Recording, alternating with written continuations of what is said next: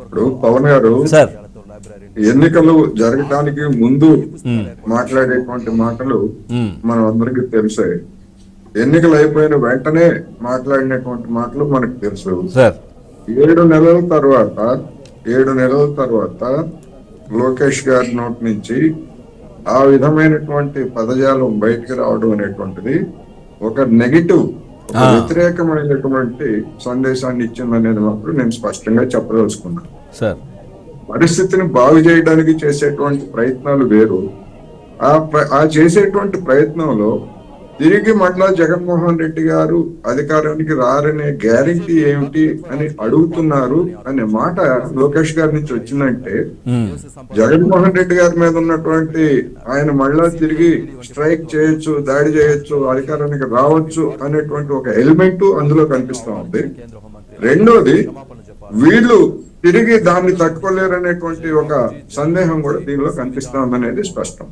అందుకని రాజకీయ నాయకులు ఎవరైనా సరే ఒక పదజాలాన్ని వాడేటప్పుడు దాని ఇంప్లికేషన్స్ ఎట్లా ఉంటాయి, ఏమిటి, మీరు 100 చెప్పండి, 100 వివరణ ఇవ్వండి లోకేష్ గారు మాట్లాడిన దాని మీద, ఎవరికి ఉండేటువంటి కొత్త సందేహాలు తలెత్తాయి. ఉదాహరణకి మన తిరుమల దాన్ని చూసాం, తిరుమల ఉదంతాన్ని. ఏ విధంగా అంటే జరిగినటువంటి ఉదంతం ఒకటైతే పవన్ కళ్యాణ్ గారు లేదా చైర్మన్ నాయుడు గారు మొత్తం కూటమి ప్రభుత్వము లేని దాన్ని తలకెత్తుకొని అభాస్ పాలైంది అనేటువంటిది అందరికీ తెలిసినటువంటి సత్యం. ఆ ముక్కేదో, ఆ క్షమాపణ ఏదో జరిగినటువంటి పొరపాటుని గుర్తించి లేదా బాధ్యతా రాహిత్యాన్ని గుర్తించి ఆ మాట చెప్పుకుంటే ఇంత అలరై ఉండేది కాదు. ఆ నాయుడు గారు ఆ విధమైనటువంటి కామెంట్ ముందు చేయటం ఎందుకు, తర్వాత మళ్ళీ కొద్దిసేపట్లో క్షమాపణ చెప్పటం ఎందుకు? ఏమి అంటే అనుభవ రాహిత్యమా లేకపోతే ఇంకేదన్నా పనిచేస్తుందా అనేటువంటిది ఇక్కడ మనకి స్పష్టంగా కనిపిస్తుంది. అందుకని ఎవరైనా సరే జగన్మోహన్ రెడ్డి గారిని ఇంకా పదే విమర్శించిన దానివల్ల ఇంకా ప్రయోజనం లేదు. ఎందుకంటే ఆ దశ దాటిపోయింది. ఇప్పుడు కాన్ఫిడెన్స్ కల్పించాల్సినటువంటి దశలో ఈ విధంగా అనుకుంటున్నారని చెప్పేసి లోకేష్ గారు చెప్పడం ఏంటండి? అనుకొని ఉండొచ్చు, ఆయన అడిగితే అడిగి ఉండొచ్చు కూడా, కానీ దాన్ని బయటికి చెప్పాల్సినటువంటి అగత్యం లేదు. అందుకని కాన్ఫిడెన్స్ బిల్డింగ్ మెజర్స్ ఏ విధంగా తీసుకోవాలనేటువంటి దాని మీద ఉండాలి తప్ప ఇది జగన్మోహన్ రెడ్డి గారికి నెగిటివ్ అవుతుంది అనేటువంటి కోణంలో బహుశా ఆ మాట చెప్పుండొచ్చు, కానీ ఇప్పుడు అటువంటి దృష్టి ఉండదు. రెండోది, ఆంధ్రప్రదేశ్ అనేటువంటిది ఉమ్మడి రాష్ట్రమే పారిశ్రామికవంతం కాకుండా వ్యవసాయక రాష్ట్రంగా అందరికీ తెలుసు.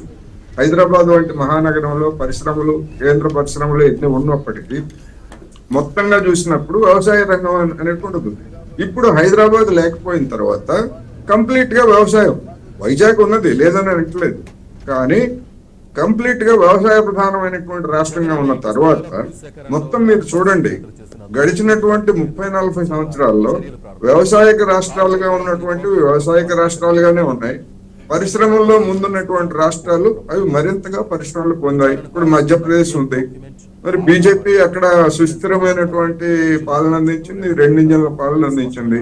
మరి అది పారిశ్రామికంగా ఏమీ డెవలప్ కాలేదు, అక్కడికి పరిశ్రమలు రాలేదు, పెద్దగా ఏమి అందరికీ తెలిసినట్టు ఉంటుంది కదా. అటువంటిది అంటే పరిశ్రమలు ఇవాళ నెగిటివ్. చంద్రబాబు నాయుడు గారు 2014-19 నుంచి అధికారంలో ఉన్నా లేదా ఇప్పుడున్నా కానీ ఒక నెగిటివ్ టెండెన్సీ, కొత్తగా వచ్చేటువంటి పరిశ్రమల కంటే ఆ వచ్చేటువంటి పరిశ్రమల్లో కూడా ఉపాధి రహితమైనటువంటి పరిశ్రమలు వస్తున్నటువంటి ధోరణి. అందువల్ల ఎవరైనా కానీ పెట్టుబడులు పెట్టేటువంటి వాళ్ళు, బిజినెస్ లో గానీ లేదా పరిశ్రమలో గానీ పెట్టుబడులు పెట్టేటువంటి వాళ్ళు క్విక్ మనీ కోసం చూస్తున్నారు. ఆ క్విక్ మనీ కోసం చూసేటువంటి వాళ్ళు 2 తెలుగు రాష్ట్రాల్లో జరుగుతున్నటువంటి రాజకీయ పరిణామాలు, పాలకుల లేదా పార్టీల వైఫల్యాలను చూసిన తర్వాత తిరిగి మళ్ళా గ్యారంటీగా దీర్ఘకాలం అధికారంలో ఉంటారనేటువంటి విశ్వాసాన్ని కోల్పోయారనేది ఇక్కడ మనం గమనించాలి. అందుకని ఎవరికి వాళ్ళు పెట్టుబడి పెట్టే కోట్ల రూపాయలు డబ్బులు పెట్టుబడి పెట్టేటువంటి వాళ్ళు అంత తేలిగ్గా రాజకీయ నాయకుల మాటలు నమ్మరు అనేటువంటి కూడా ఈ సందర్భంగా గమనించాలి.